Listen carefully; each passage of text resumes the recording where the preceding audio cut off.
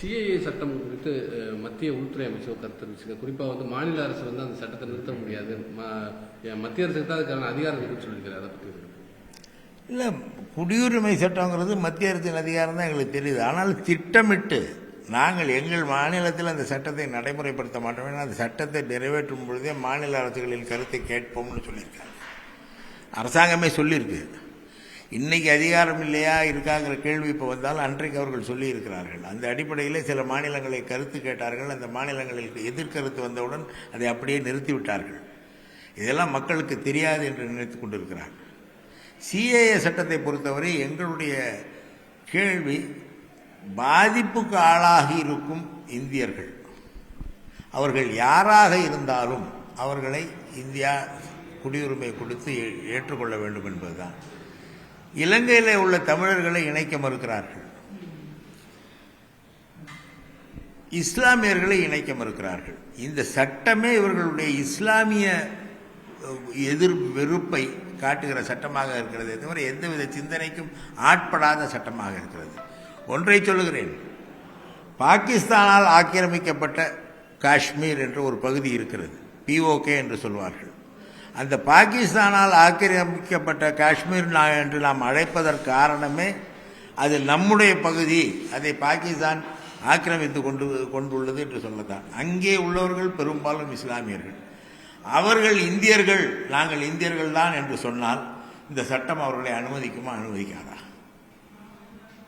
அதற்கு இந்த சட்டத்திலே இடம் இருக்கிறதா இல்லையா என்று பார்த்தால் இல்லை. இஸ்லாமியர்களுக்கு அந்த குடியுரிமை கொடுக்க வழக்கமில்லை. அதனால POK என்பது இப்போ பாகிஸ்தானுக்கே இவங்க கொடுத்துட்ட மாதிரி தான். அப்படித்தானே பொருள் கொள்ளணும். அங்கே உள்ள மக்கள் நாங்கள் இந்தியர்கள், இந்தியாவிற்கு வர வேண்டும் என்று அங்கே இருக்கிற இஸ்லாமியர்கள் விரும்பினால் இந்த நாடு என்ன செய்யும்? இந்த சட்டம் அதற்கு வழிவகை செய்யுமா செய்யாதா என்கிற கேள்வி இதெல்லாம் அவங்க சிந்திக்கவே இல்லை. இந்த அரசாங்கம் கொண்டு வருகிற எந்த சட்டமும் எந்த திட்டமும் எந்தவித சிந்தனையும் இல்லாமல் வெறும் ஆத்திரத்திலும் அவசரத்திலும் கொண்டு வரப்படுகிற சட்டமாக இருக்கிறது.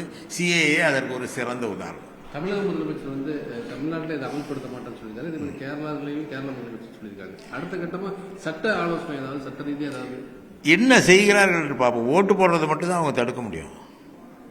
நீங்கள் இங்கே வெளிநாட்டுக்காரவங்க இங்கே வேலை செய்கிறத தடுத்தீங்கன்னா அமெரிக்காவில் நாட்டில் இருக்க பல இந்தியர்களை திருப்பி அனுப்பிடுவாங்க. ஒத்துக்குவீங்களா? அதை தடுக்க முடியாது யாராலும்.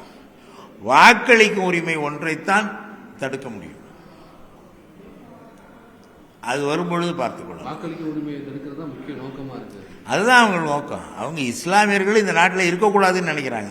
அதாவது வெறுப்பு அரசியலின் அடிப்படையிலே ஆட்சி நடத்துவது என்பது அந்த ஆட்சிக்கு நல்ல பேரை கொடுக்காது. இவர்களுக்கு சிந்தனையும் இல்லாமல் பல்வேறுபட்ட பிரச்சனைகளையும் கேட்காமல் நாடாளுமன்றத்திலே எதிர்க்கட்சிகள் ஏதேனும் கோரிக்கை வைத்தால் அதையும் ஏற்றுக்கொள்ளாமல், நியாயமாக பேசினால் கூட அதை ஏற்றுக்கொள்ளாமல் இவர்கள் செயல்படுவதுதான் இந்த ஆட்சிக்கு கேடு. இந்த ஆட்சி அதனால்தான் விழப்போகிறது.